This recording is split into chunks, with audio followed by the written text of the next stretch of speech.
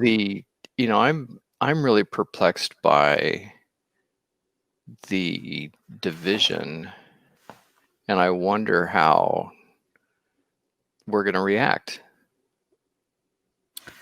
What do you mean? You're perplexed by the division in our country, People. and as we change presidents, you're wondering how that's going to react? Yeah, everything's changing. So I think what the most interesting thing that when we were talking earlier about this, you were talking about how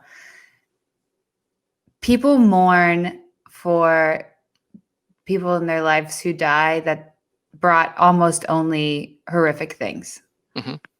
And the reason for that was a really interesting point, because it's when you mourn in general, at least in part, and I think in large part, you end up mourning the death of some part of you, because whoever is leaving your life in whatever way, part of who you were and part of the experience, because right. your history and experience is part of you, even if it was terrible. Yeah, and I think yes, and we are humans are so inherently social. We define ourselves so socially, like we can't develop without social. Like we are so social that even our definitions of ourselves come from our relationships with other people in our lives. Whether or not we acknowledge that is true. And so even when you have a bad relationship, when it disappears,